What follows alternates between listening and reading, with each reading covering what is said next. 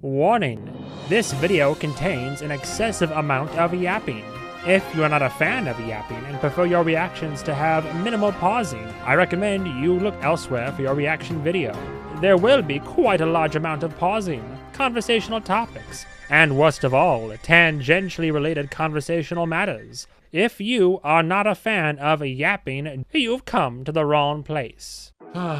A sad day indeed. Bonjour, bonjour, bonjour, mes amis. Bienvenue dans cette nouvelle interview avec la vampire. Merci de revoir. Regard there. We are back with Darkwave Surf's the end of her journey for now, as we have made it to the saison not un, but deux, saison 2 of Interview with the Vampire. We're made it to the season 2 finale, episode 8, as it were, which is, you got one more episode than season 1. So if we don't watch it, it doesn't end, right? So you heard it here first, yeah, folks. bye. She's not allowed to watch it now. Wait, I'm not allowed. You'll never learn how it ends. This is an edging stream, actually. You're never gonna. It's how long we could go without starting it. That is the nature of edging. Anyway, we got too excited, and instead of waiting in between episodes for comments to come in, she's low-key ran through the last 3 in a row. So although we'll have thoughts after the episode, and I'll have my second viewing thoughts, of course, as always, we figured what'd be nice is but we're gonna wait till all these episodes hit Patreon and maybe even YouTube, but I'm gonna have her do one final video where we go over all the comments, both the ones that are safe and not safe from this viewing. I can't go to my original videos because too many comments. I'll save that for a different stream. But for these that we've gone through with Darkwave Surf's journey, there have been questions posed to me, to you, and now that you've seen and heard everything, or you're about to anyway, you'll be able to. It'll be safe to read and go through everything, and so we'll do probably one more long video before she eventually someday watches season 3. And we can go over all the different comments and speculation, thoughts and all that, but that'll be a separate video most likely, because I feel like this one will already be a girthy boy and a lot of yapping. But we've you came out the other side of the last 2 episodes, including the trial of Claudia, the vampire Madeleine, Louis de Pointe-du-Lac. The verdicts the sentencing, the executions were carried out, and now we have. There's still more tale to tell for what happened in Paris. It seems there's still a gap to bridge between there and Dubai. So much. But meanwhile in Dubai, it's Daniel and seemingly Daniel and Louis versus Armand. But after we recount what happened in Paris and Armand's part in, I could not prevent it, but was able to at least save Louis. Then it's I don't know. Then Louis continuing with that, and there's also the Telemasca and Daniel and the book and the interview and general question of safety, and then Lestat showing up for the trial and all that. There's a lot up in the air right now. A whole lot of strings. How are you feeling? Because I know we were both kind of a mess at the end of the last episode. Yeah, and I'm pretty sure I wasn't that talkative because it's just I was observing. There's so much just happening. I'm just I don't know. I wanted to continue it. You were commenting on a fair amount of what was going on. You were pausing during the trial and we were talking about it. Okay, it was just a whole lot. I was just observing so much. Just I'm very some of my theories. I was really hoping. I was oh, maybe Claudia would get away and just be fuck this building and just burn it. But no. So maybe Louis does, because it would make... I don't know, because who else would? Without rage, it's just oh, Claudia's gone now, just Yeah, you're right, fires don't just happen by accident, that'd be crazy. Faulty wiring, I don't know. Oh, I mean, arson for insurance money, I don't know, Santiago, what are you doing? Yeah. Listen, fraud. Hear me out, guys. I'm scared. The trial was already bad, so I mean, how are they gonna end it? I don't know.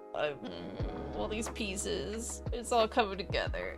I don't know. Well, so there's only one way to find out. Yeah. Well, but of course, it's always gotta shameless self-promotion and shield myself one final time here. Also, I don't know if I I haven't been saying it in the I might try to add this in the episodes while I'm editing them, so it's worth saying now, I suppose. But I'll look. I forgot if I made a second post or not, but if not, then I'll make another one on Instagram. But I would like to do a giveaway on Instagram for a copy of season 2. I did it the first time that I watched. I'll have to do it a second time. So find the post on Instagram, go like it, make sure you're following me. Follow him At MovieMan101 Pro. Well, died. Oh. And yeah, just make sure you're following for that. I'll pick a random winner out of all the entries, and we'll see who wins a copy of season 2. Whether you want it physically on Blu-ray or digitally, up to you. Why would you want it digitally though? But I'm not judging, but you know, physical's worth that. Just saying. Sound like me. I know. Anyway, if you're watching on Patreon, thank you guys and gals so much for love and support. It means the absolute world to me. If you, and by extension us, if you haven't joined but have been thinking about joining, now is always a good time. Just do it. Yeah, you'll get early access to these episodes weeks if not months in advance. Full, uncut, uncensored reactions with HD video accompaniment, plus access to my entire content library, which includes my initial reaction to the series, her reaction to season 1, and now the entirety of season 2 after this video. Plus other Patreon exclusive shows, couples commentaries we've done together. Higher tier, there's full access to my live movie watch parties, which turn into movie commentary VODs afterwards. Otherwise, if you're on YouTube, of course, there's more than enough. We appreciate it. I'll ask if you like the video, comment down below for the almighty algorithm gods, and subscribe for more content. From where this show started to how it escalated to where it is now, it's just I don't know. I was not expecting it to be like this, but of course, vampires being in this world is just it makes sense. And then we're gonna hop into the final episode, uncut of course, season 2, episode 8, interview avec la vampire. I'm not ready. Intro's a little bit different this time. Whoa, that's not Perry up there. No, damn, I was early. It's too late. And we have episode and that's the end of it. There's nothing else. Why are you naming these episodes like this? Well, the interview's got to end at some point, you know? I mean, it could. I mean, it could go on forever. If One Piece can do it. What else would it be? I had nowhere to go, no one to talk to. Just me, myself, and I, and my thoughts. She was dead. I couldn't feel my hands, my back, my broken arm resetting itself. Are they still there? Right now? In your feet? Took an x-ray, they look like little cancers. He could remove them anytime he wanted to. Maybe he has, and he's been lying to you all these years for effect. What were the consequences of you saving Louis? Demotion. Ridicule. Santiago had suspected I had rigged the audience to spare Louis's life, so he made certain I would not forget my insubordination as part of my penance. Darkness was delirious. Tried to paint alternatives. Wear a different suit the night you meet Lestat at the fair play. Snatch the piece of candy back from the barber when you're 7 years old. But I resisted Lestat 2 decades later. Probably not. Snatch the candy. Be the man in the different suit. But the suit changes nothing. I'm kissing Lestat on the altar. I'm killing Lestat, but won't burn him. Dragged off stage, buried alive. Penny candy's not the answer. Claudia is dead. Stop reminding me. Could I make another rock move? Free my need to exploit? But it was all ravings. When a vampire starts screaming from starvation, he hasn't much time left. I didn't know I was screaming. I had no energy to scream. Oh. I would have used it to ignite the clothes on my body. What was left to endure for? Claudia is dead. Stop reminding me. And as Louis withered away, I think this whole it first started off as an interview at the beginning, and then it's slowly just becoming more of a therapy session for David. Just therapy. And how's that make you feel? Trauma dump. Yeah, one-on-one therapy, and then it became a couples therapy, and just David's just I don't get paid enough for this. What the hell is this? And now I'm fearing for my Daniel's. It's now I'm fearing for my life. Yeah. I think it might be Armand that burns the theater on fire. Maybe. I don't know. One of those two. It would be funny though. It's just insurance fraud, but I don't know. You think insurance fraud could be a viable theory? No, but it'd be funny, but... the pack hunts revitalized. What are those two? All under the increasingly self-satisfied eye of Santiago. And Santiago improvised a worse death. Nothing worse Hurt than me that. deeply. Being outwitted. And I played up that hurt. My subjugation cemented his power amongst the coven. So, how did you get him out? I placed a sacrifice in an old vault coffin. Swapped that coffin for Louis'. I was the defeated vampire, Mr. Malloy. No one was looking. Uh-huh. Lazarus, if he wanted to be woke. I don't read the Bible much anymore. No one gives a shit about Lazarus's point of view, is what I remember. I tasted the blood. I was dead, but my rage had risen. Followed closely behind by my madness. They moved from shadow. Why that place? It wasn't certain. It wasn't safe. That would imply it was rational. Maybe to the theater, maybe. My rage had been denied blood. My rage killed without a single measure of satisfaction. Amongst the forgotten dead, hid its killings there. Do your job. And conspire. Hans. Lukumba. Toi, Vasily. Got a list. Yeah. Sam Hans, toi. Arya Stark over here. Yeah. Okay, so He's just like you for real. he's like a what? Okay, it's like a bad man. But like, wasn't Armand gonna check up on him? Just like, all right, I'll let him free. Just like, all right, I'm gonna let him roam. Well, Armand was also under close watch of the Coven, right? Like That's he true. he was barely able to get away with this only because he said like I was defeated. I played up the part of defeated, reduced to this, forced to be a part of the Coven regardless, and so, you know, found an opportunity for the old switcheroo to get him out of there. But I mean, what was he gonna do? Like Leave a note. I mean, I think the I mean, like Louis said when he tasted it, he knew it was Armand's blood by the taste. So, I mean, all he did was just free him, give him some blood to get him back on his feet enough to get out of there and go, you know, live life. Because then, from Armand's perspective at this point in time, I mean, if I was Armand, I wouldn't be thinking, oh, Louis and we run away, or oh, I talk with him more afterwards. It could be like, I'm sure at this point I'd be feeling like, well, I was able to save his life, but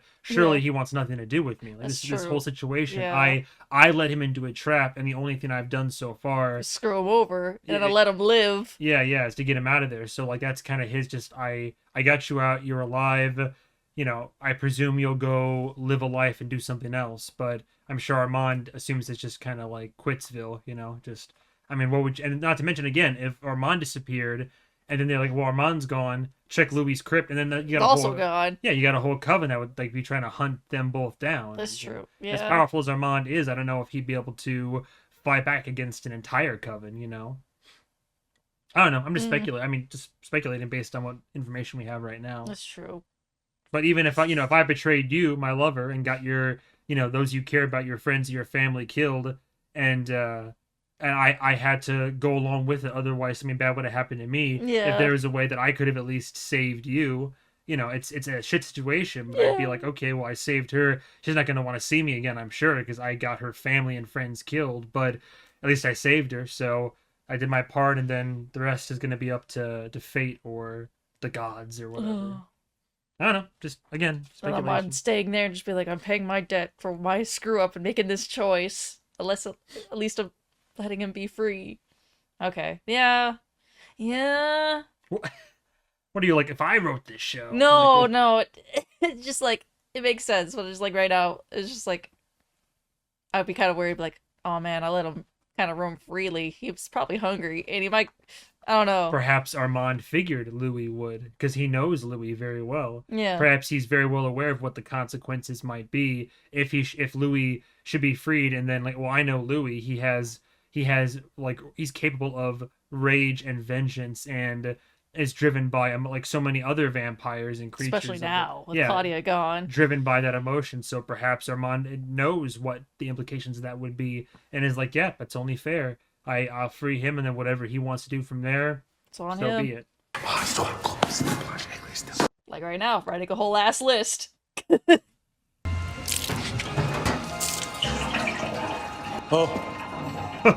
que vous faites derrière la moto? Now who's the gremlin? I'm getting gas. There's a lot of them in there. But some awake before it gets them. Probablement. Oh, buddy. Think about taking a hit. You're not a farmer. I would use the machete. One of them tries to escape. You should stand at the top of the stairs. Behind the stairs, cut their feet off if they go up, but in range if they run downstairs for the soup. That's better. Louis, Marsh is a big boy. Gustav is strong. why haven't you left Paris? If you get in a fight or delay, you'll be consumed with them. Pour more gas on this. You don't need to borrow your truck. I don't have any use for it now. I know you can. I'm building my revenge. Louis, save yourself. Wait, what? They're going to find out what I did. Oh, Louis. Oh, buddy boy. What are you doing? What are you doing? What do you mean? What is he doing? He's plotting. Hans hauled me off. Ugly costume. Twan. Watch to die. Quan. Please, listen to me. Oh. I think you would understand why it was. I acted as I did. Louis, is that you? Did you save me at the trial? Who else? Pull me out the wall? Yes, I could not save her. However you manage, do not find yourself at the theater tomorrow night at curfew. Oh. Don't come to school tomorrow. I was about to make that joke. Like, don't come to school tomorrow, Jimmy. It's like, what? Just don't. Literally, but okay. So Louis does. Okay. Hey, did you know he was going? Raglan says it's an intriguing request. I still love how Daniel's username is Pulitzer. What was it? Pulitzer 02. Pulitzer 02, right? Because like a Pulitzer Prize, like literary. Yeah. Pulitzer 2. Do you have it? I'd have to look. So he's making a request to Raglan for something. To burn it down? No, but I could sense the fatalism in his thoughts. You warned him. Yes. My rage and madness were asleep. I don't remember. If you're wrong, you're dead. There was 13 of them and one of me. I was going to die either way. You had no feelings for any of them? I had complicated feelings. Why are you looking down? But you didn't warn any of them. Oh my god, reply. 13-1. Maybe you were hedging your bets? I'd shut my mind off to him, Daniel. My prevailing thought was, if I'm not with him, I'm nothing. Okay, so what was the plan? I was going to die, Again. and I was going to take as many of them with me as I could. And the dark boundaries of the world begin to stretch out in all directions. In the lair where they slept, I could have been a marching band.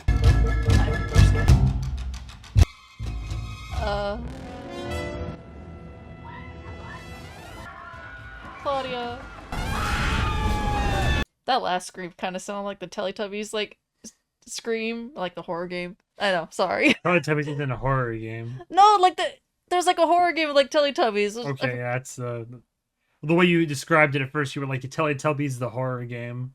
I don't know, whatever. I'm nitpicking. He was like Slender. Oh, I forgot exactly what it's called. I don't know. That scream when they catch you, it sounded like that. The mind goes to some interesting places. I know. And with no sign of Armand or Lestat, that meant 4 had escaped, 2 through the sewers. Ooh. But I had planned. A weakness, you idiot! Or maybe it was Eclate. Stealing Santiago.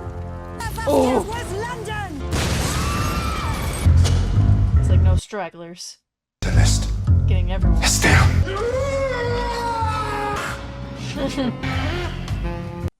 How you doing? All those iron joists cracking and load-bearing beams falling down on you. With you. Didn't you hear? We broke up. Hard to hold hands after he killed my sister and my fledgling. It was me that planned their deaths. It was me! Exit from the garden. Come to me, Don't worry, you'll get your piece too. Francis. We used her as eyeshadow for the next month's performances. We put corn we sold in the aisles. I would spit in them. Her hot, wet ashes to pleasure myself. Come to me. Tiago to you, you firebug bugger! Nah, that's the Spaniard's name you took.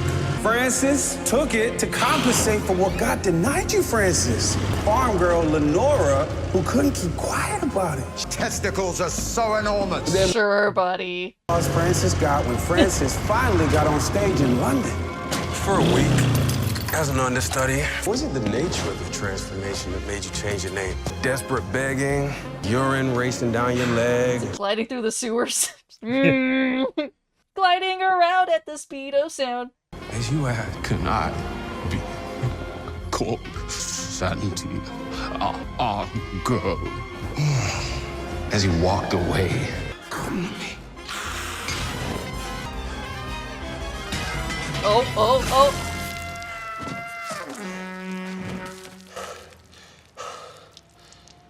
Oh. There you go. Exit stage left. Oh. Oh my god. Say that shit about Claudia to my face. Touch more vermouth and the newspaper you asked for this morning, Mr. Malloy. Thank you. Santiago's failure to protect his coven Oh, that look of. filled him with unworthiness. Wait, actually, no.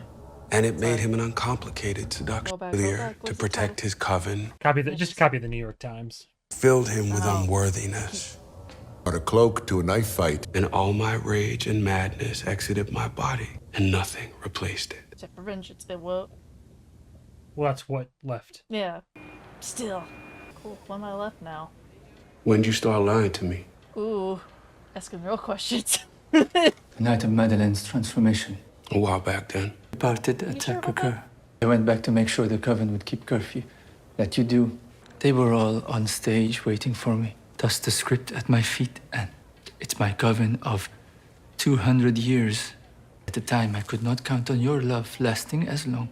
You rehearsed it with Lestat? They rehearsed it with him. I stayed in my coffin when I was there. When you spent nights over here. Over and over. Then once think, in all that time, make a different plan with me. I'll spend my life making it up to you.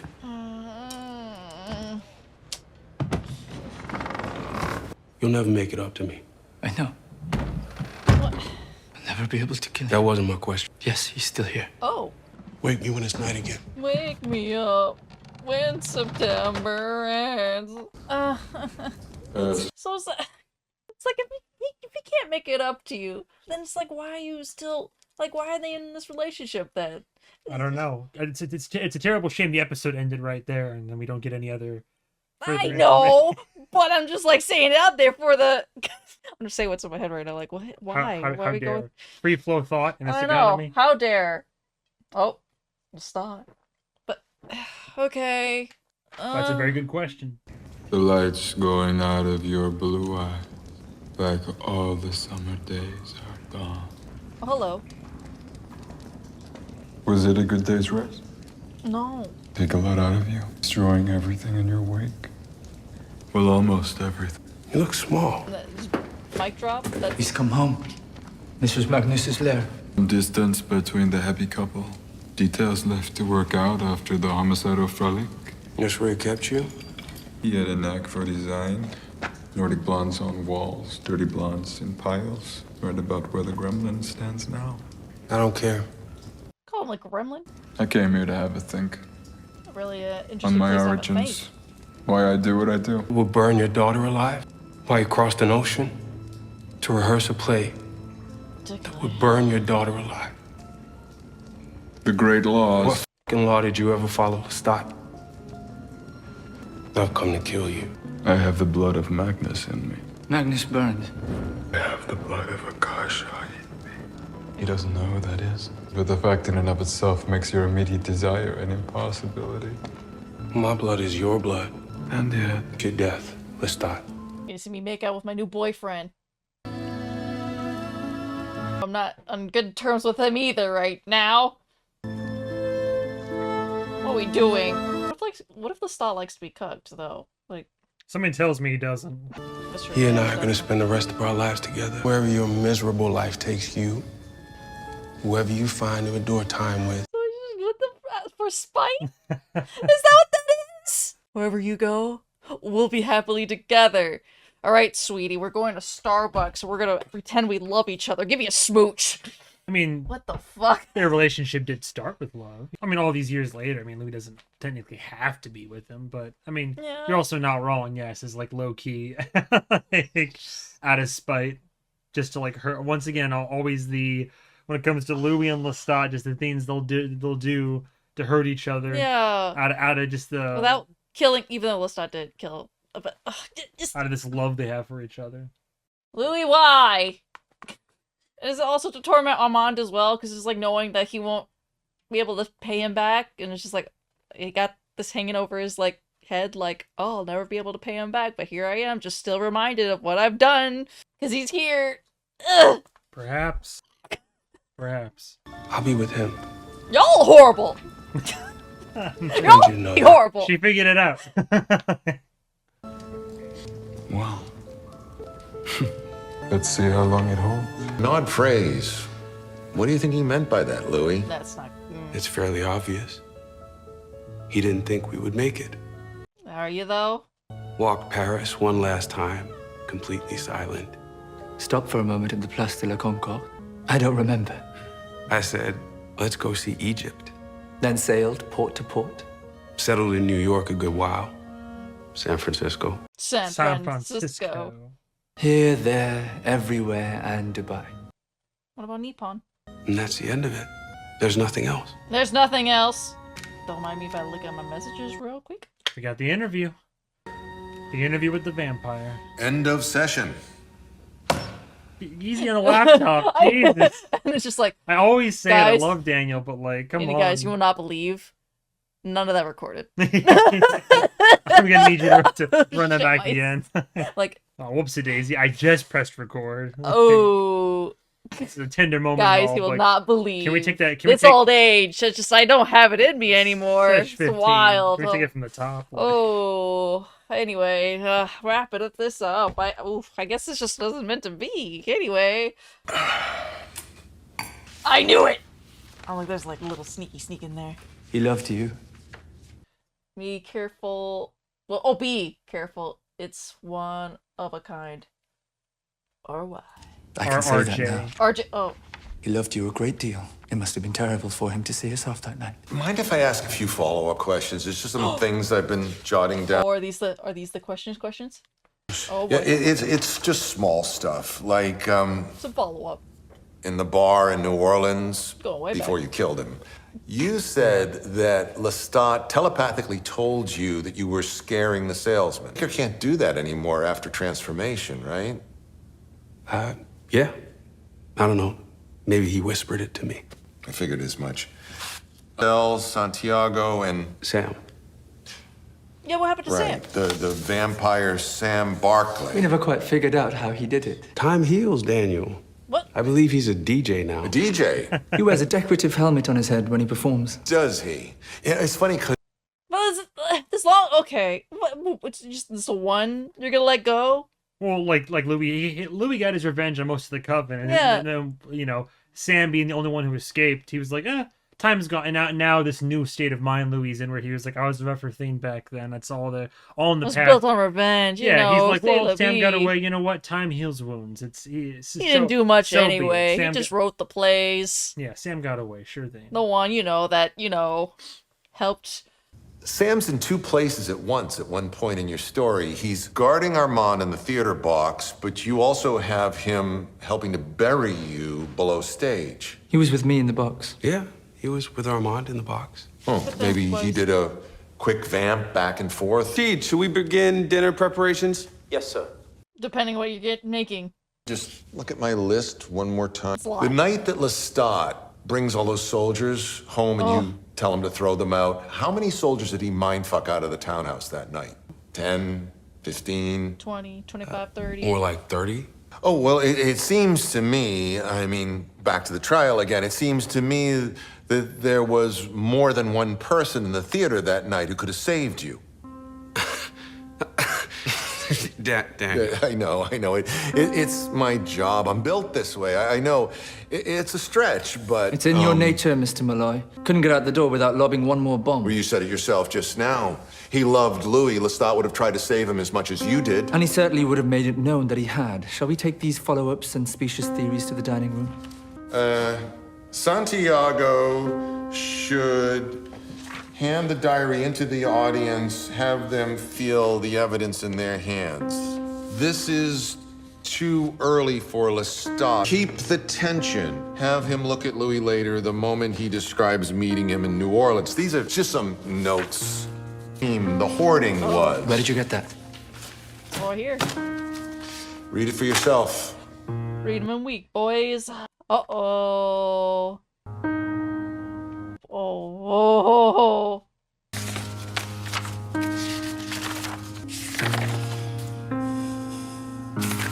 That's when the Black Angel came. But he came back. He did, with her. And now you rise from your chair and walk towards Claudia. And how do you suppose that you will keep her quiet in this moment? Cheap theater. The judges will fog her mind. You have no idea of Claudia's strength! Oh, no. Oh. He didn't witness the play. He directed the play. What say you for the vampire, Louis de Pointe du Lac, not guilty?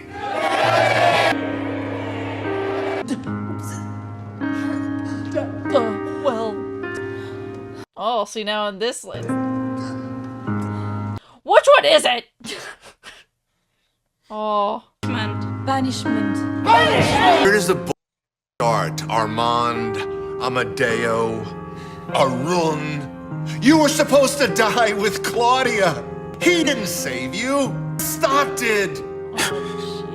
He just took credit for it when the opportunity presented itself. And you, 77 years based on a seismic lie. It's a forgery, Louis. It's from the Talamasca. Sam was their guy in Paris. He gave it to them. They gave it to me. Oh. Oh. Louis. Louis! Oh boy. Yeah. Get your shit and go, buddy. Oh my god. While they're distracted with each other. Yes!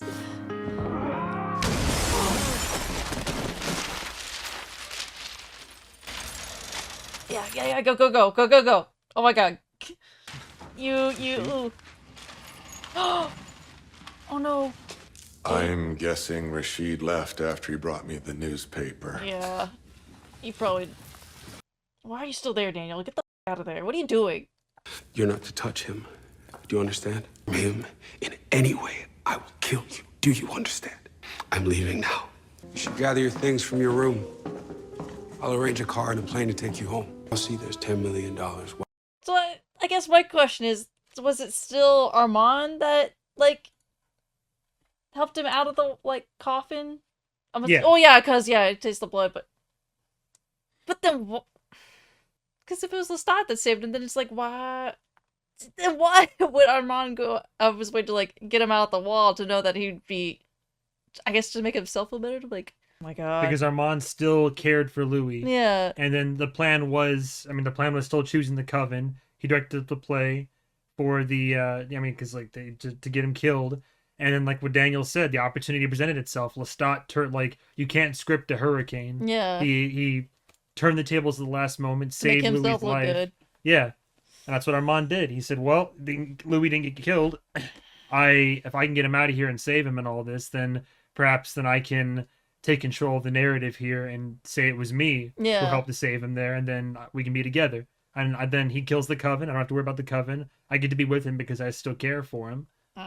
Even though damn well that I won't be able to be forgiven for what I've done, but at least I have this one little lie that could probably save me and maybe recover this relationship. And it did for over 70, well, just now almost to the day, 77 years. Lied about it, helped to edit parts of the history to make it all copacetic and make sure that they all fog the memory a little bit here and there just to make it all. Okay, I guess. Ooh. Yeah, that makes sense why Armand was so just not wanting Daniel to come back, because it's just like further deep, it's like, okay, you have an investigative journalist who, whether Armand likes to admit it or not, I think he knows that Daniel's good enough at his job where, like, he'd be a good journalist. If dig up all the this interview happens, then, you know, who knows what could be found out, which is why, you know, certain sections have been edited that he convinced Louis would be good parts to edit out and change up and around. They got their story together before it happened. He made sure Louis would stay on his side and not let Daniel get too much ground during the interviews and all that. But I didn't count on the Talamasca being involved. Not to mention, plot twist, Sam was a Talamasca agent back then. And that's what he said. Okay, yeah. Daniel said Sam gave it to the Talamasca, who then gave it to me just now. He didn't write out Rashid until he just said, I think Rashid left when he gave me the newspaper, because Louis can put 2 and 2 together on that one. But yeah, the twist was Sam escaped. Sam was also, feeding the Talamasca information. He's still alive out there. But yeah, he was. That was very lucky on his part that if Louis didn't come out to kill him. It's like, ooh. Indeed. And I'm sure the Talamasca has safe houses or something. Even if they can't directly keep their assets alive, if Sam was able to escape and then like lay low and be smart about it, then yeah. He waited until it blew over, the heat died down, and now he's just a fucking DJ, just chilling. In the Bahamas. Oh. Lord. I'll see there's $10 million wired into your account. Thank you. Can I get tip, though? Thank you. What? What? Oh.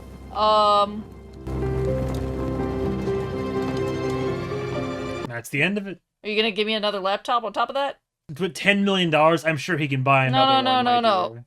Till July. Had 2 on the floor for new edition at the Essence. Me and my babe was on the bad side. Then I see they got new edition headlining the festival.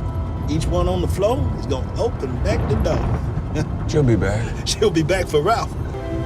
Flip your phone. Back in modern day, no. Oh.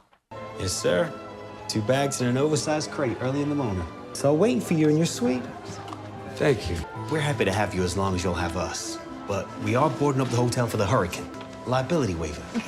If any of your shit goes missing, don't blame us. We told you.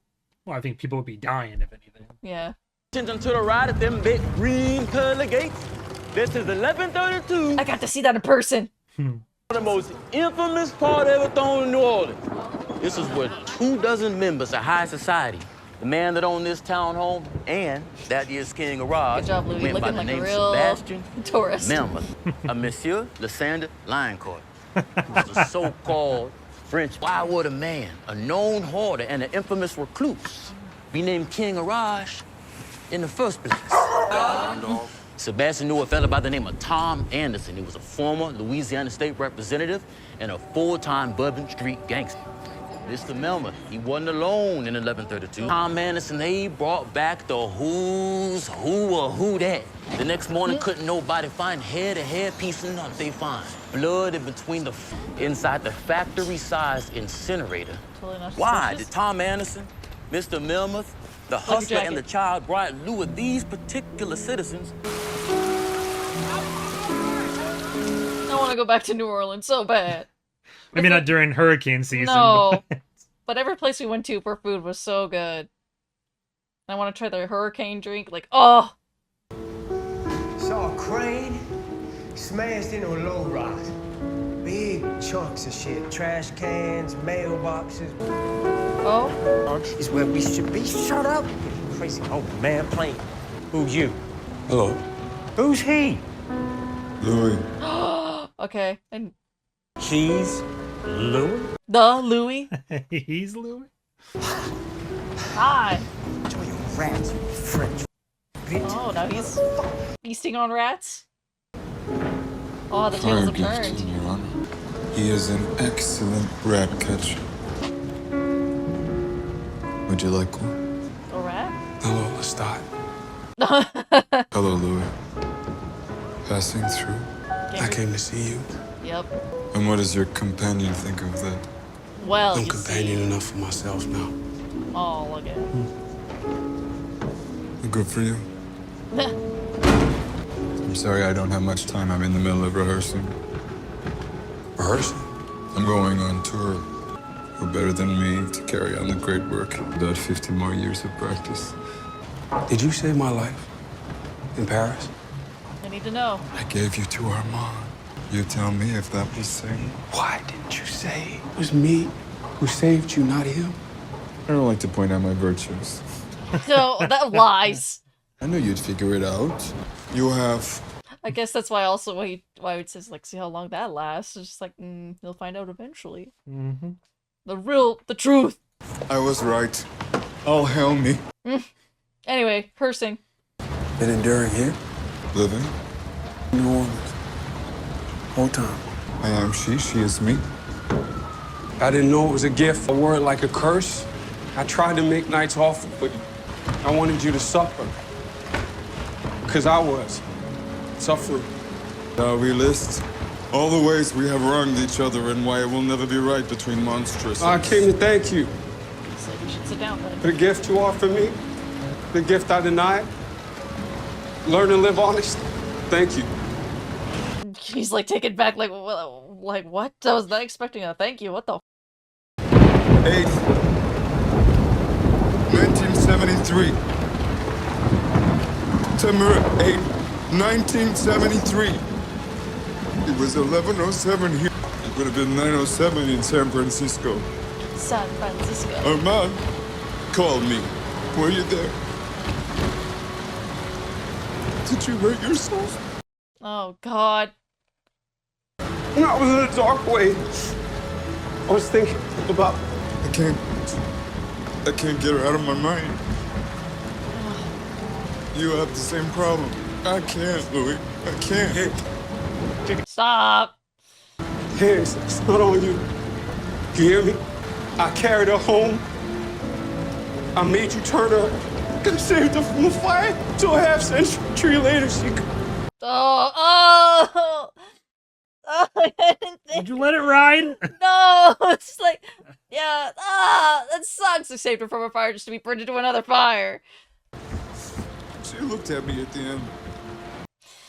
Oh. A child looking to her father.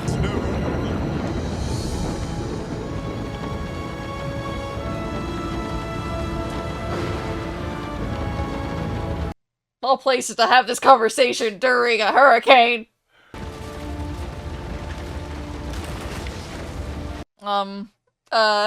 Anyways, oh,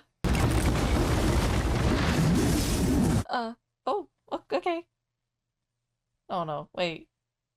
Oh no. No. Okay. We are back. Oh. Welcome back, Atlanta. And welcome to my next guest, Leonard the two-time Michael? Pulitzer Prize-winning investigative journalist and author of the I don't know if I can current trust you. best-selling fictional memoir, Interview with the Vampire, Daniel Malloy. Thanks, Leonard. It's a memoir, it's not fiction. It's me, Daniel. Regarding your book, is it true or is it a joke? Well, I've sold 5 million books in 4 months. Yes. You can't see the forest for the trees they killed printing it. Hey, Atlanta, check out the book fair this weekend. It is going to be quite something. I am dodging the question. Weird Middle finger to the publishing industry that turned its back on him a decade ago. I don't read reviews. Is it true you shop this book to every major publisher in the country and the UK? What is this? It's a legitimate question. No, it's not. I mean, you haven't even told your viewers what the book is about. Oh, good point. The book purports to be an interview with an actual vampire. Oh, I know what it's about. It's about you, Leonard, trying to go viral with your There we go. dinky little provincial news desk. Yeah, I did interview an actual vampire. Oh, here's the camera. A species that's lived among us for centuries, and it's supported by a mountain of historical documentation. You took a noble career. Didn't even read it. I risked my Didn't read the life. book. Millions of these books, more than Johnny Grisham or Prince Harry and the Prisoner of Santa Barbara. It's a great read, and you're a hack. What a delight. Oh! Go f yourself. Page of heresy. What is the? What the? Hoy no ruszysz sztywno to prawo. Es un herético.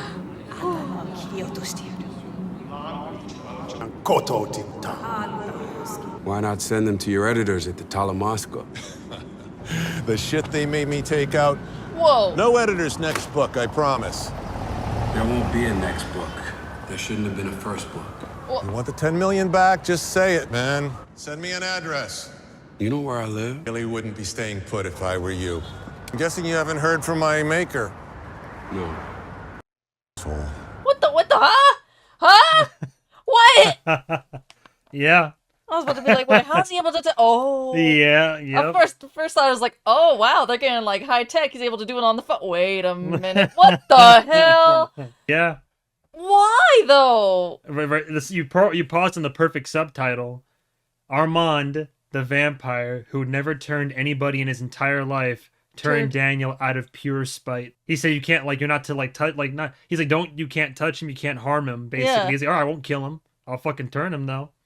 And Armand turned Daniel. Daniel is now also a creature of the night. But technically, wouldn't that be harming because he does have to bite him?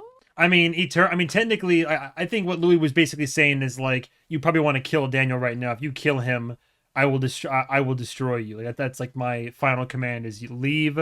Daniel is to be safe, and that's the end of it. And Armand's like, all right, I won't kill him then, but I'll do something that might be worse. Turned him. Yeah, I first realized it in my first watch through when he at one point he holds the book up, and then I was like, his nails are fucking white, and I was like, get out of town, he's a fucking and at first I was like, what, Louis turned him? And it's like, no, Armand turned him and then took off into the ether, so he's out there somewhere. But yeah, Daniel's a vampire now. What the fuck? Which also explains the style of shades. Yeah. I'm worried about you. Oh. I'm fine. Are you I keep hearing the other vamps talking about you. You still haven't read it, have you? It's the top of my stack. You said that last month. It's getting early here, Daniel. Get out of Dubai, Louis. Hey!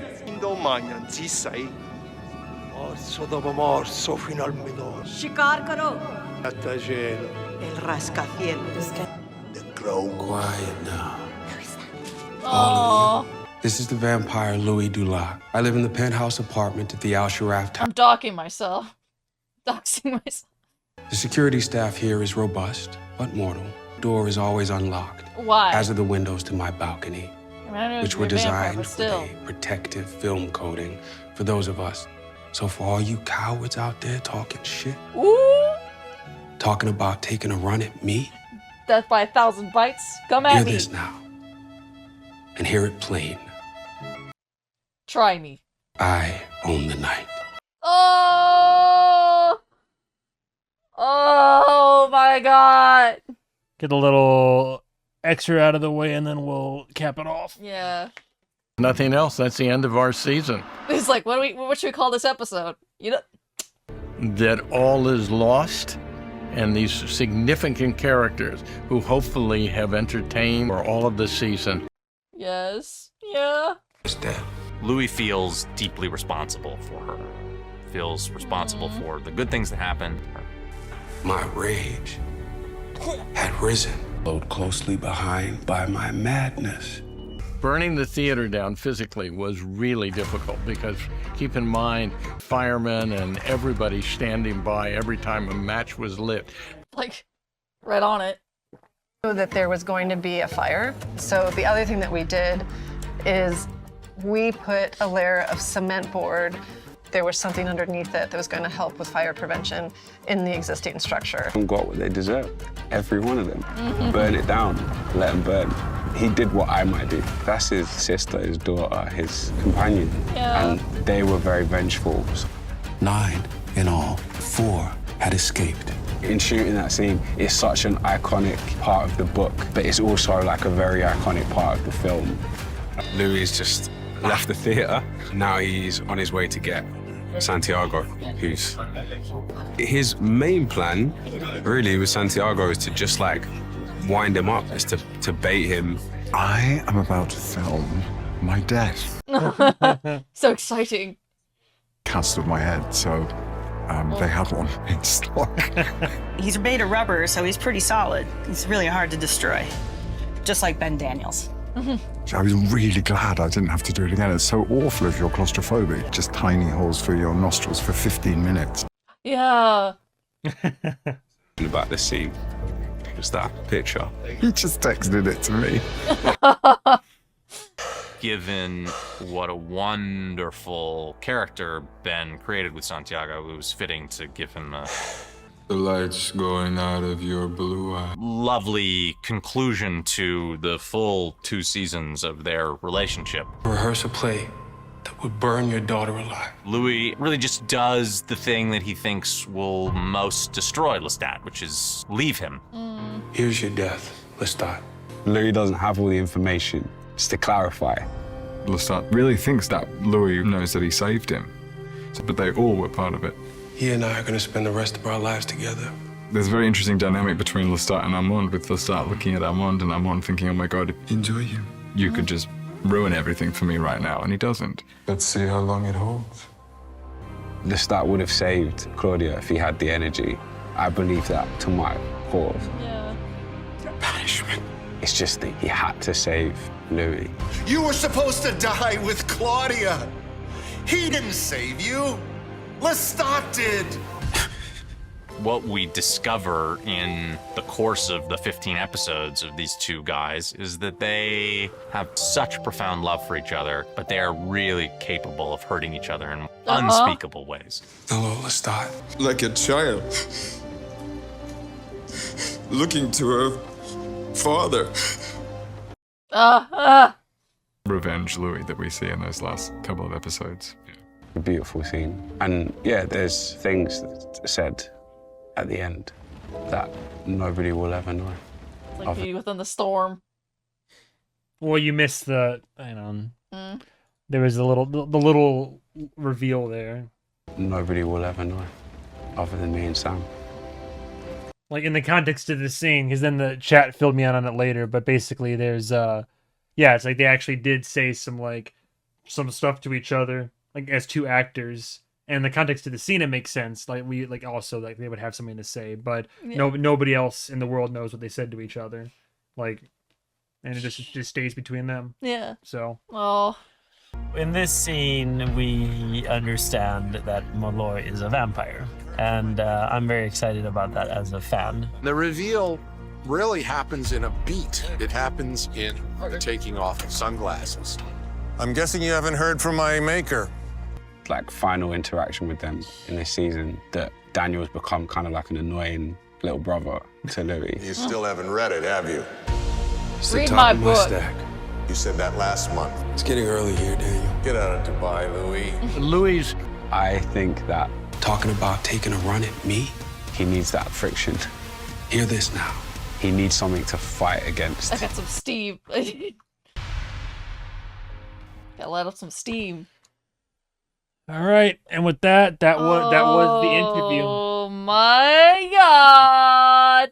That was the interview with the vampire. Just.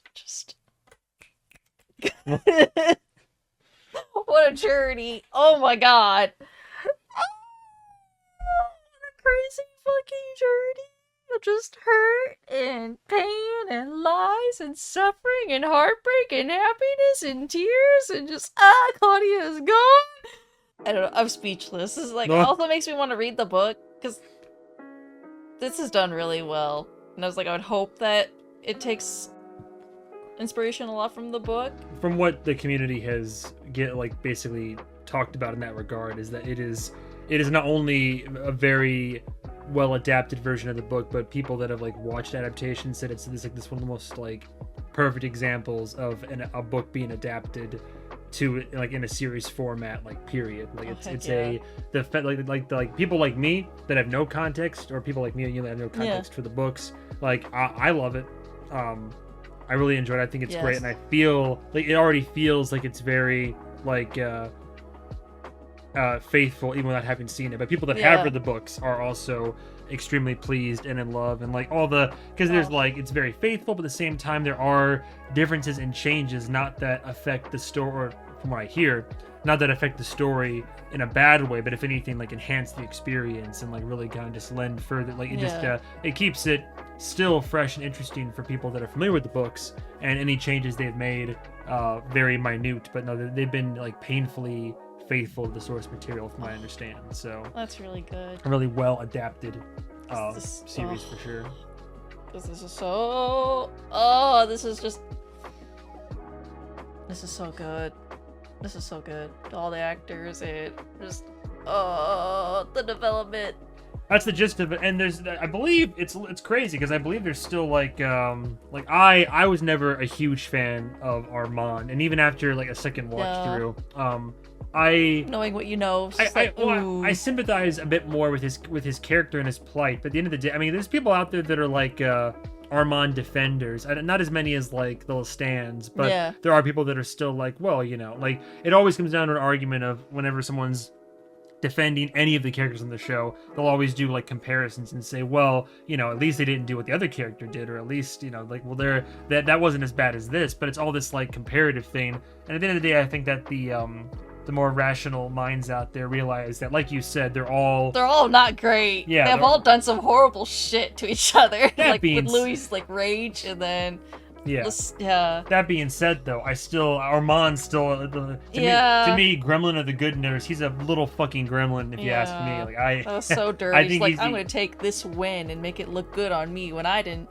I think he's a conniving, manipulative bastard who does love and care deeply, when it suits him. And like, was he wronged? And so, like, was like Louis like mean to him in the 70s in San Francisco, or like were there moments where like maybe he was like, I mean, he would fall into that sort of like the role of the obedient servant and whatnot, the reluctantly, like, again, there's moments where I can like exercise sympathy for him and understand his like position and in certain situations. But overall, I'm like, nah, he's still pretty bad, but that's just me. But well, yeah, now you know all the everythings about the twists and turns, the actual, you've seen the full interview, you know the actual truth of the story, and like, there's always the Odyssey of recollection, but I mean, it seems like toward the end there especially, some of these revelations were more on the how it actually may have gone down side. How it came to be. Yeah, granted, it's all still stories being told by Louis and then Armand and recollections, etc., with I think the exception being when we see Louis meet back up with Lestat in New Orleans, and they have an actual, like, that's not Louis telling a story about what happened, that's like a scene where just he goes to him and they have a very somber, touching moment, a reunion after 77 years. It's like he could have been anywhere, but it's just like, I'm gonna try to just gonna go back to New Orleans and try my bets there. He fell in love with it. Yeah. Like he said, she is me, I am her. Like this is home. He wasn't lying to Louis, like in season 1 when like he had already been drawn to it, and then just meeting Louis was kind of the icing on the cake of like, well, this is a guy that I am finding myself falling in love with. But when they're about to like head out before the plot to kill Lestat and all that, there's a bit where he's like, no, this is home for me. Like he feels most home, like most at peace there. So okay, I can understand the Lestat stance, I suppose, even though I don't like, compared to Armand, I'm like, if I had to choose, I guess I would go with Lestat. Armand was literally about to just like, all right, goodbye, just let him die. Just twisted turns and not knowing who's telling the truth. The narrative is like, can you trust Louis for a while? And it's like, you couldn't for a second. And then it's just like, oh, Armand was also just like twiddling his fingers in his memories as well. And it's just like, what is happening here? And then, what the hell is Daniel gonna do? It's just like, I'm a vampire now, so just gonna write books.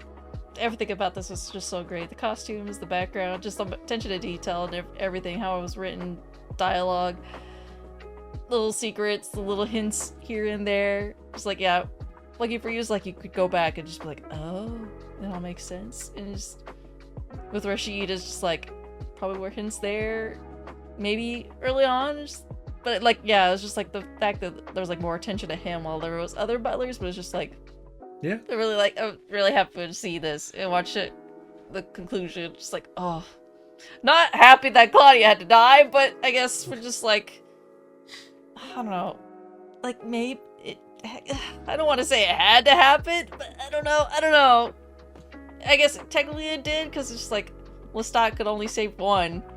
I saved her from a fire. Like, that's just like horrible, and then just to have to watch her while looking at me, it's just like, her maker, like, it's like, yeah.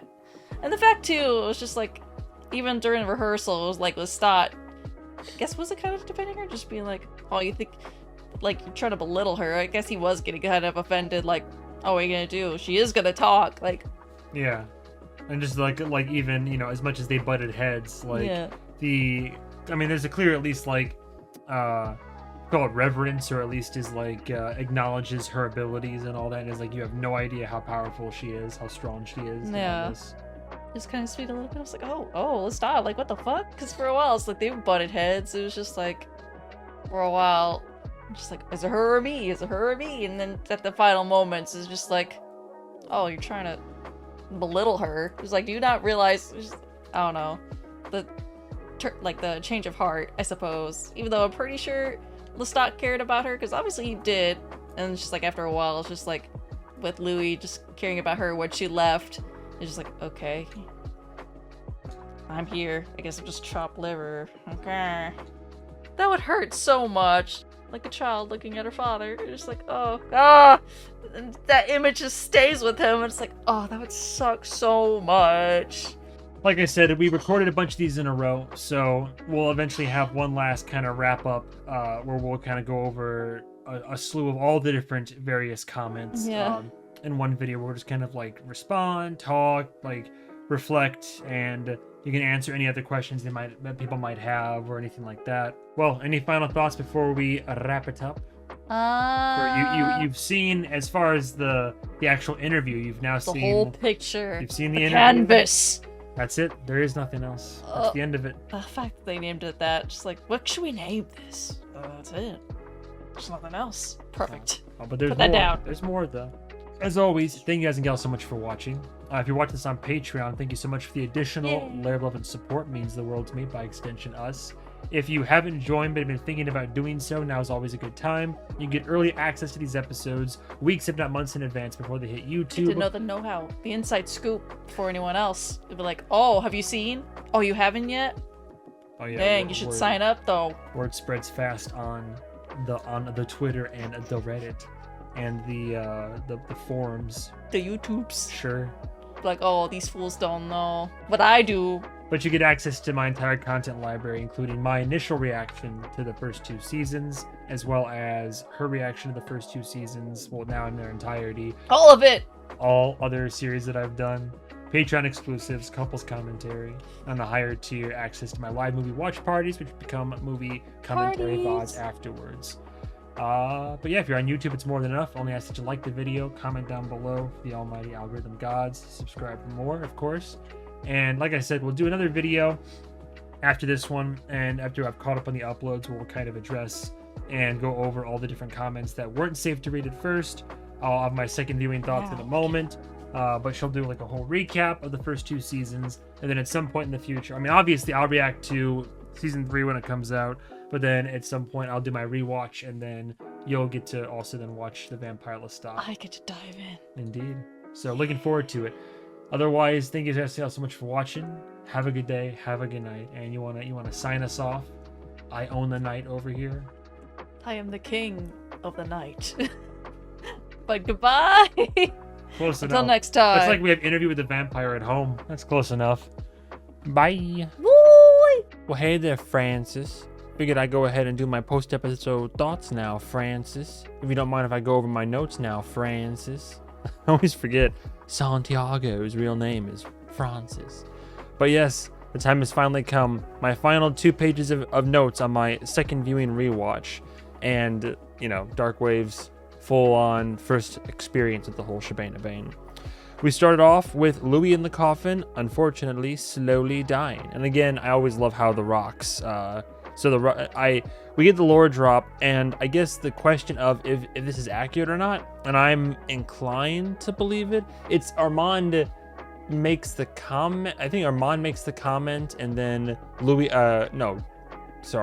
Daniel asks if they're still there, and then Louis basically confirms it, if I recall correctly, how the flesh like grew in around some of the stones that had embedded in there, and Armand's like he could get them removed, but he won't. And we know that there's credence to the trauma of the rocks anyway. And I still love how my first watch through I kind of got that at toward the very end when he's, you know, Tozy's in the rocks and it's kind of him reclaiming his trauma and how what was one of the worst days of his life in general, but also as a vampire, he's now kind of turned around. So it's more like it's a grounding force for him. So I really love that attention to detail there, that touch. Louis, then of course in the coffin, faced with a lifetime of questions and regrets. Now I can get all into the discussion around regret, the nature of it, and how, you know, it's impossible to operate your life based on hindsight, or at least the tricky thing about hindsight is you can't have it till after what has transpired. So not so much, it's more like you should live a life where if you make mistakes, take those into consideration and try to make better decisions moving forward, but you can't live a life of regret. Anyway, I'm getting off topic. It doesn't matter. For the context of this scene, that's not as relevant. It's not as a prevalent issue. But yeah, he's thinking about all of his life decisions and regrets. But I love the detail though, where he's like, man, if I had not fallen in love the way that I had, or if I had done this differently, or if I had worn anything from something as simple as said something differently, worn a different suit, a butterfly effect type shit, would my life have gone differently? And it's a very good question. It's almost like borderline multiverse theory territory, where how different would my life be if I had said something differently to this gal here, or if I had come on stronger with this guy over there, in the job market, or if I had made this content or done this, that, or the other thing. So I mean, it's definitely, you can drive yourself crazy thinking that, but it's you're liable to go down a very easy spiral. So I put that, now we're at a point in the interview as we near the very end of it, where the light during these interviews seems bright. I put brighter yet cold, perhaps a bit more sterile. Like sometimes it's, if it's in the corner of the penthouse and maybe there's even some sun outside or darkness, I mean, it's usually, there's more, what do you say, more color saturation, more contrast, perhaps is the right word for it. And there's always, varying degrees of light and of saturation and color, but something about this final bit of the interview just seemed to be brighter yet colder. Perhaps you could say more exposed now, or getting close to being more exposed, if you catch my drift.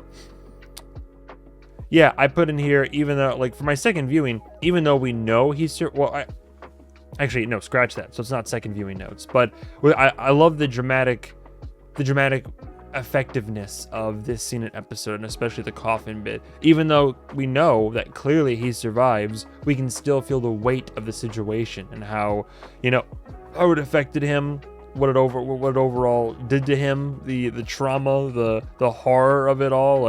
I like anything. Prequels can always be hit or miss with me, or any story where you're probably wondering how I got here. But I think if a story's executed well enough, you can still feel the stakes, or the dramatic weight, or the tension, or the good writing, etc., etc. So I definitely feel that in this. And then over here, interesting question, and it's one I would once again pose to the chat. So Armand makes it seem as if he's being forced to listen to all of this, and I suppose he is. But if he's mostly he chooses the coven over Louis, and he's very much responsible for the situation that Louis finds himself in now, aside from the fact that he didn't directly save his life, but wrote and directed the play, gave notes, helped to rehearse it, leading to Claudia and Madeline's summary execution, and then was even going to be okay with Louis being executed until Lestat jumped in and saved the day, right? Or at least saved Louis, as it were. So the question is he down there, him going about his dailies like it's an MMORPG, going about his dailies and taking care of the new victims and doing maintenance down there and all this. For one, I wonder if is he just letting Santiago run the coven? But beside the point, I'm curious if he's going down there knowing Louis is there and slowly dying. I just find it funny how Armand, once again, the little gremlin that he is, I mean, I have some sympathy for him in some respects of his life, but if this situation, either way, I mean, I don't know. I lean towards the more fucked up option, which is that either he's down there because he's being forced to do his work and then also listen to his, lover, or now ex-lover, slowly die a terrible death. But if he has more power than he let on, as we retrospectively talk about all these moments, then I feel like he's willingly being down there doing the work, knowing he'll hear Louis, and then being just kind of okay with it. Like, even maybe he just misses his lover so much that it's like, oh well, I have to hear him die, but at least I get to hear him. Put in here, Claudia. So yeah, then again, like the quote came up from Louis. Claudia is dead, end quote, as he's losing the will to live. Again, Armand claimed to be outwitted as we further perpetuate the narrative. Man, I swear to God, I can't with this guy. It's funny because like the wholesome and understanding fans of this series in the fandom, whenever I start doling out judgment and start expressing preferences for certain characters or condemn certain characters for their actions, most of the fandom, the good, the good ones, or what have you, they're like, oh yeah, crazy, right? And then you have the ones that are the, I don't know, whether they're the Lestans, or the Armands, or the interview activists or whatever, and they're like, how could you put this character over that character? How can you ignore the flaws of these characters? Once again, another reactor putting aside inherent bias coming into the show. Clearly, you love that character. How could... It's just like, heaven. I acknowledge the fact that all of them, to just varying degree, they're all varying degrees of bad, but I can still have favorites, and I still think some people do things that are better or worse than others. It's just funny to me how some elements of the fandom will sometimes... I still get comments today, dude, dudes and dudettes, on my my first watch through, and people condemning my ass. Dude, it's crazy. It's just funny at this point. Like, talk about... just people coming in being like, have you forgotten that Louis also did some shitty things? And I'm like, no, I didn't, but you clearly interpreted that episode and my reaction how you wanted to. So talk about an odyssey of recollection over here. I just want to start, I'm literally going to start responding to comments like that and just be like, I don't know, was it raining at username 42069? Was it raining? Like, moving on. Daniel, skeptical. No, I like this. Again, Daniel, once again, he's riding that high of adrenaline right now on the line between I could die here and I could make it out of here all right with my book deal. But even then, we're back to full proper journalistic form, skeptical of Armand's recollection, as he should be. And then right here, Louis, again, we delve into the talking points around suicidal ideation. End quote, did Lazarus want to be reborn? End quote. For Lazarus's case, I think that was that the point? Am I an idiot? Like, the story of Lazarus? Did Lazarus want to be reborn? Good question. The Bible does not record whether Lazarus wanted to be brought back to life, as the focus of the narrative is John 11 is on Jesus' power and divine mission. Lazarus was raised to mortal life, meaning he eventually died again, rather than being resurrected with an immortal body. Whoops. Sorry about that. Jesus. Curious. Never realized that. I don't know, did Lazarus want to be reborn? I would think most people would, but who knows what in biblical context. But regardless, I like the quote, so take that and moving on. Louis saved by Armand, as we know. Armand doing it out of, I'm sure, partly love, but also having his own ragrats, as you would, his own regrets, and trying to start his long line of penance for his actions. Louis then planning a rampant murder spree. Armand beseeches Louis to leave Paris, insists Louis would understand. Yeah, it's interesting. He's like, I think if you, mon ami, if you give me a chance to explain why I did what I did, I think you would understand. But right there, is that going to be him explaining his manufactured narrative that we end up rehearsing for years to come, or would he actually have told him the truth? Something tells me the former over the latter. Louis tells him, and clearly there's still enough love or compassion there, and Louis believes that Armand honestly could not have prevented it. There's enough there where he just tells him simply, do not be at the theater tomorrow night. Then we have Daniel asking Raglan James for something. Quote, if I'm not with him, I'm nothing, end quote. Put that in my notes. Is that what Armand said to Louis? I don't quite recall. I normally have more context to my quotes in here, so apologies there. Then, of course, Louis goes in, burns it all down, grabs Claudia's diaries, which I always forgot that little detail of that's how he ends up acquiring them, is that she had them with her, and then her privacy was violated as they were read on stage in front of a live audience.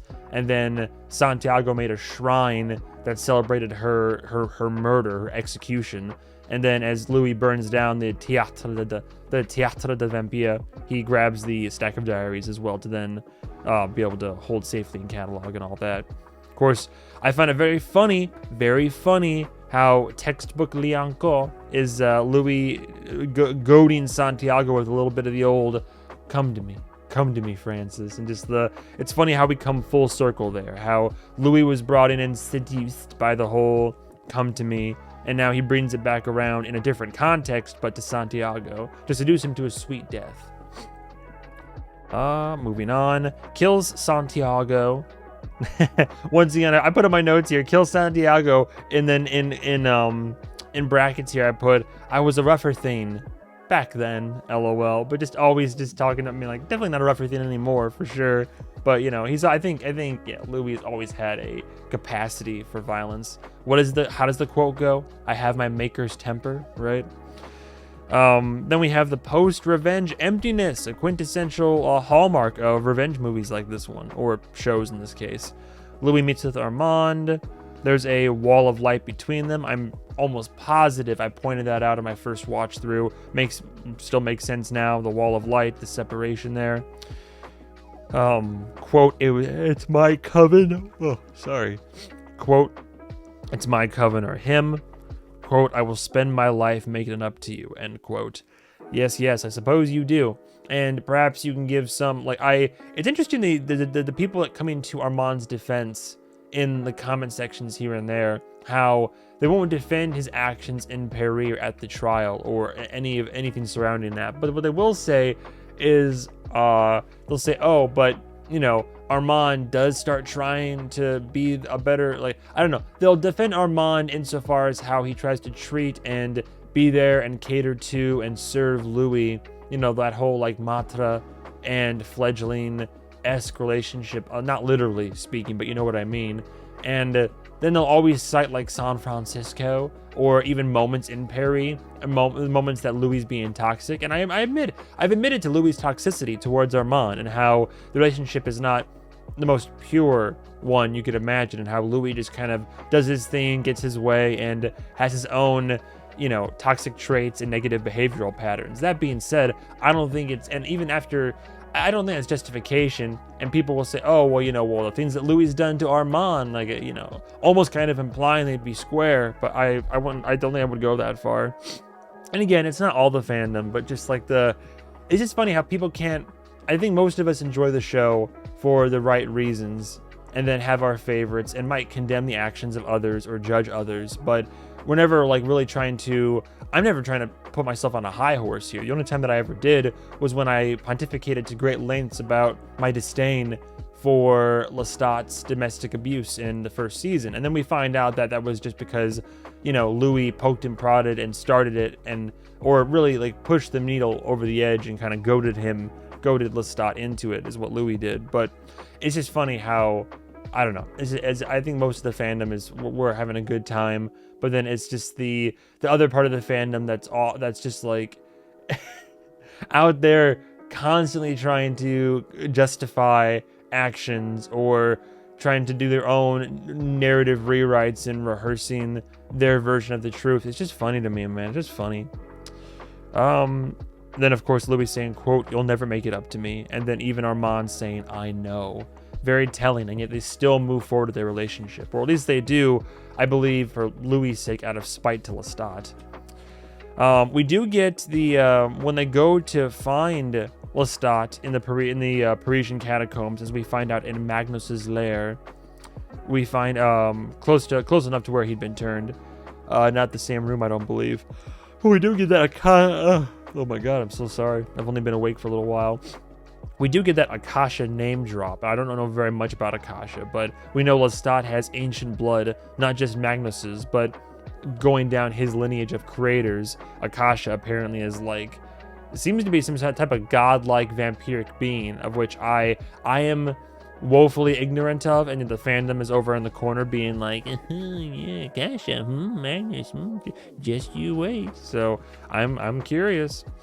Lestat in Parisian catacombs, sulking as Louis and Armand approach. Of course, Lestat, how does it feel destroying everything in your wake? Louis refers to, funny how Louis refers to Armand as the gremlin in this moment. And then, yeah, it's like, oh, I'm not, like, you could burn me, but I'm not in the mood. And I'd have to, he says I have to be willing, and I'm not in the mood. So impervious to fire due to the ancient blood within him. So I do wonder, if he wasn't impervious to fire, could Louis have actually burned, well, not only could Louis have burned him? I guess the question is, would Louis have burned him? Would Louis have been able to burn him if Lestat even could have been burned, is the question. But due to Akasha's ancient blood, I have to be willing. Louis stays with Armand out of spite, what I truly believe, and then eventually comes around to convincing himself that it's true love and that it's, 77 years worth of it. Lestat lets it happen without sharing the truth. Armand says, I don't remember, and I put LOL. I'm trying to remember the context for that. But Armand at some point in the episode says, I don't remember. Oh, that's right. Because there was when toward the end of their story, and then Louis saying, yeah, and then we went off and did this and hung out around here, and then we went here and did what, and then you said something, and then I found it funny how Armand, the person who's always trying to control the narrative and always trying to help them rehearse it and steer Louis a certain direction, how I just find it funny how in that moment, so many other moments he speaks with such conviction and knowledge and recollection, and right there he's just like, I don't remember, like in terms of what happened. It was just a funny moment to me is all. Now we have Daniel tipsy, ? And emboldened, and now with the info obtained from the help of Rashid and the Talamashka, fortunately canceled, RIP to one of the goats of AMC television. With the new info, he has his ammunition. So I like how first he starts pointing out the inconsistencies, which is funny because, like, yeah, he does. There's, if anybody dug deep enough or had the wherewithal to notice, like, if you're a super sleuth, bro went back to season 1 and started pointing out inconsistencies in the overall narrative. It's just some follow-up notes. What about this? What about that? And then, funny enough, Louis just like, oh, perhaps I recalled him properly. Oh, well, I suppose I was wrong. And just like, interesting there. Got the follow-up questions. We get the lore drop that I had to get a reminder of in the Vampire Lestat trailer, describing how Sam escaped and is a DJ now. LOL. Armand starts eyeing Daniel at this point because he's kind of like, where are you going with this, old man? Like, what are we talking about over here? Tries to cut in, noticeably so. Then, of course, Daniel, the other shoe drops. Daniel gives Louis the script. We find out Armand was present during rehearsals. We find out Sam was this is something even I forgot too, by the way, in terms of agents. We all know that real Rashid is Talamasca, but we find out that Sam was also Talamasca back in the day. So yeah, we have friends everywhere. What did I put in here? The library. I put in here, it was ironic. So when the other shoe drops, the encounter happens, the builds to a crescendo, and then of course Louis throws Armand against a wall.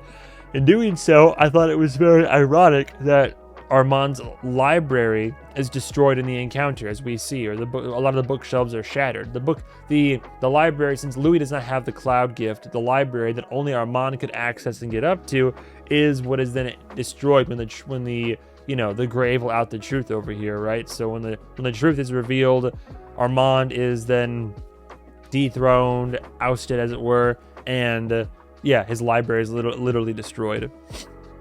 Moving on from that, Louis destroy. Wait, hang on, what? Ask for it, child. I'm trying to remember where I put some of these quotes from. I just wrote quotes I liked in this episode. Quote, ask for it, child, end quote. I put Lestat surprised about the blame. Yeah, about the blame being directed toward him. I think maybe he even said that in the after the episode interview. Anyway, Louis destroys the laptop, doesn't know about the cloud, gives Daniel $10 million, 10 million schmackos, returns to New Orleans. And I put in here, Lestat does look a little bit raggedy, LOL, but still handsome. Just a little note that I thought was worth putting in there, I suppose. I forget, vampires in general are, once the book comes out, vampires are pissed about the book. That being said, it makes sense why in the trailers for Vampire Lestat, I thought that maybe Louis would track down Bruce, but somehow I feel like Bruce is going to end up coming to Louis. I don't know, maybe Louis would track down Bruce, who's to say? But I feel like we're more liable to see, more vampires show up in this season, just due to the general vitriol that now exists between them in general and Louis, who's like kind of giving up their trade secrets here. I do love how his interior design and art of the Dubai condo, the penthouse or whatever, has changed. I was gonna look up the art in the scene if I could. I always forget what the link is, but interview with the vampire season 2 finale art.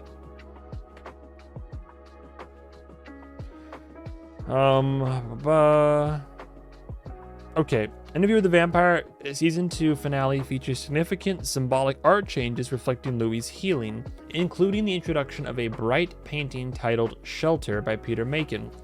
This new colorful art replaces the dark, violent Bacon triptych, symbolizing a shift toward a more vibrant, hopeful life. Oh, love that. Key artistic elements in the finale: the Shelter painting, a new blue and gold painting in Dubai, representing a new beginning and a safe personal home for Louis. The color shift: the apartment's furniture and decor shifted from dark tones to warmer, brighter colors, including yellow, which is associated with Leyendecker styling, a nod to a gay artist from the early 20th century. Removal of the triptych, the Bacon triptych, 3 studies for the figure at the base of a crucifixion, which is crazy in retrospect, used earlier to represent trauma and violence, was removed. Personal memorials, which I really love those. Louis displays a portrait of his brother and Claudia's dress, marking a shift toward honoring his past rather than hiding from it. And themed art selection. The show's art direction, including paintings in the 1970s scenes, is known for being thematic, well, in general. So, yeah, I do love the shift in not only the art he chooses to display in his home now, but the pieces that are on display and the just general decor and interior design. It's great.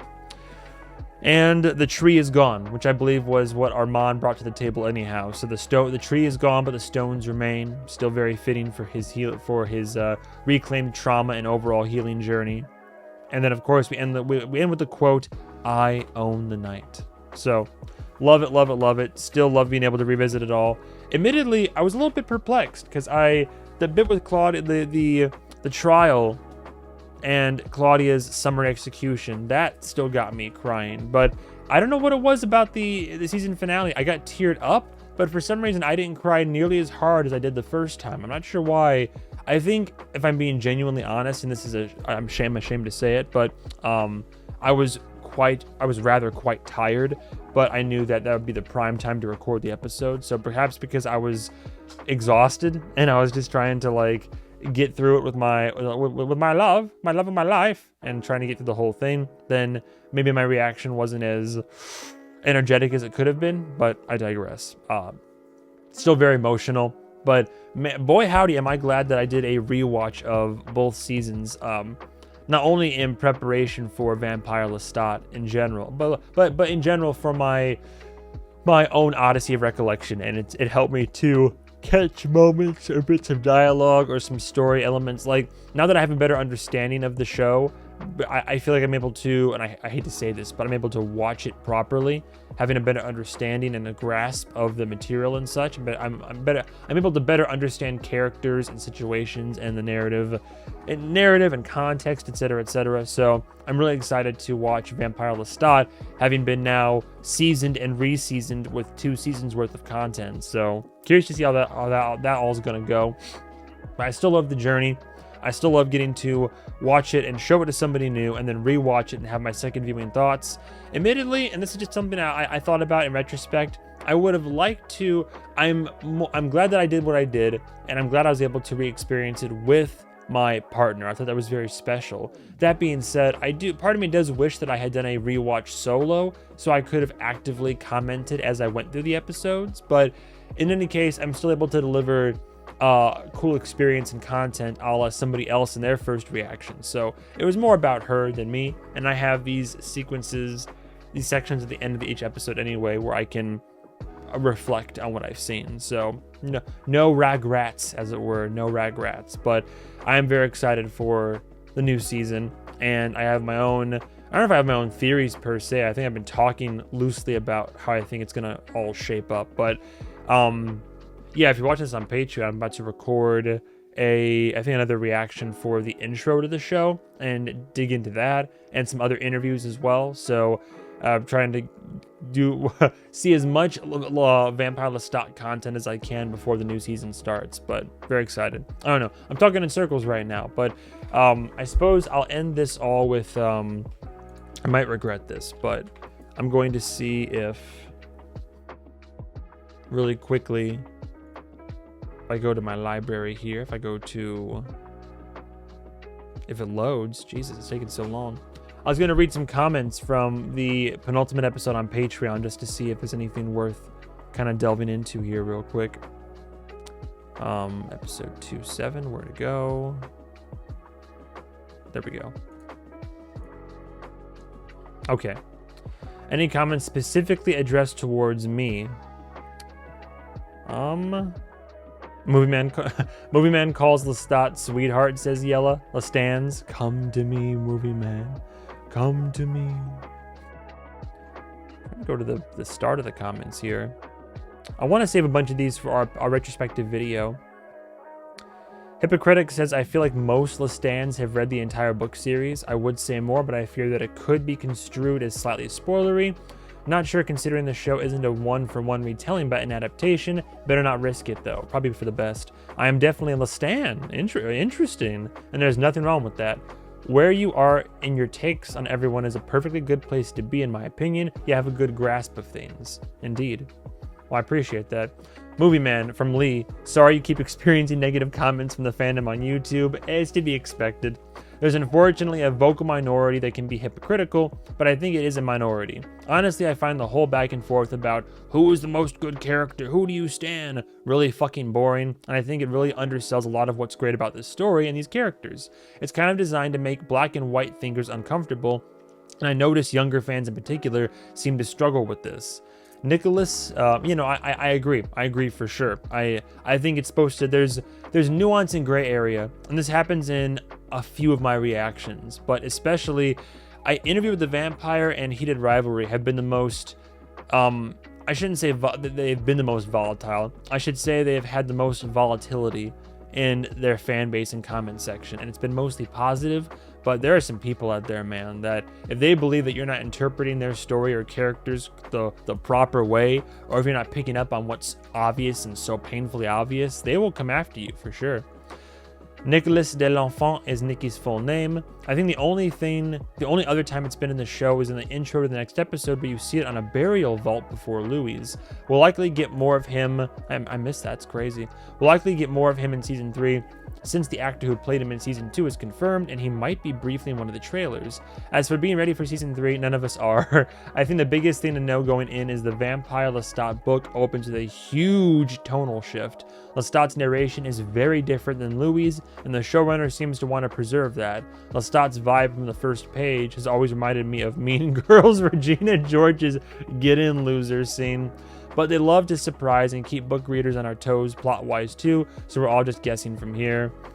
Sam agrees, concurs rather, and says, "MovieMan, I think you'll get answers to your Nikki questions in season 3. Shayna. Yeah, I'll try to save a lot of these for our post-season discussion. Oh, this is the first Darkwave reaction Melissa watched. Wow, okay. And you're so lovely and fun to watch. Oh, that's very sweet of you. I've mainly tapped in for MovieMan's secondary thoughts because I've seen the show so many times. Darkwave would love to have you along for season 3. I think I'm definitely going to do a rewatch with her for season 3 eventually, but I'm so used to doing them by myself at first. Melissa, you're a brilliant reactor, MovieMan, truly. You're responding to this piece of artistry, not the book. I'm sorry. Yeah, you are responding to this piece of artistry, not the books. People shouldn't hold that against you, especially when the writers themselves have made some key changes and alterations. It's fun to share little non-major facts about the books, but ignore the negative feedback and keep doing you. I only follow 3 reactors, and oh, you're one of them. That's so sweet. Thank you so much. Anyway, I'll save these for, as I might have already alluded to in my previous episode end cap section, because there's so many comments and so much discussion to have, and you know, all that jazz. I think that the two of us are going to, I want to have one final video with Darkwave on the subject where we kind of like go over comments and recap our journey so far. I might also do a video where I personally prepare for season 3 by going through the Herculean task of going through my original video comment sections. Especially, I would be very curious to go to episode 1 in particular and go through the good, the bad, and the absolute butt ugly, and see if I feel differently about the aggressive ones now that I have more context. I'm curious. I'd love to see it. Opening up a can of worms, but I'll do it. And yeah, that's about all there is to it. So expect a bookend video with Darkwave. Expect a season 3 prep stream with old MovieMan right here. But in terms of this particular series, yeah, I'm glad that I was able to put this on both Patreon and even YouTube eventually. Took a while, but you know, had some support during a heated rivalry that made production a bit easier, had a kind of a boom of people, and a good portion of you fine guys and gals have stuck around, which I greatly appreciate. As long as we stay, you know, as high in the membership numbers as we've been on Patreon, not to put any impetus or pressure on you guys and gals, but the longer I stay with as many people as I have, even just in this moment right here, the easier it is for me to give more content to my editors, because I have multiple now, and pay them to help me get content out there into the world. So I am beyond grateful and so pleasantly surprised to see anybody like exercise this modicum of interest and support. So thank you from the bottom of my heart. And in doing so, I'm glad that we were able to provide entertainment and a sense of reverence for this art in particular. So I'm glad that I thank you all for coming along for my second journey. Thank you all for coming along for Darkwave's maiden voyage. And yeah, I'll leave it at that because I've been yapping for a while. We already did our whole outro, so stay tuned for when we do the post episode. We do our recap. I do my prep for the next season, and then of course I'll be doing a week by week reaction to Le Vampire Lestat de Liancourt. Looking forward to it, I really am. The hype is real, and we are, as of recording this, April, May, June, less than 2 months out. Crazy work. All right, well, everybody, have a good day, have a good night, and as always, goodbye, travelers.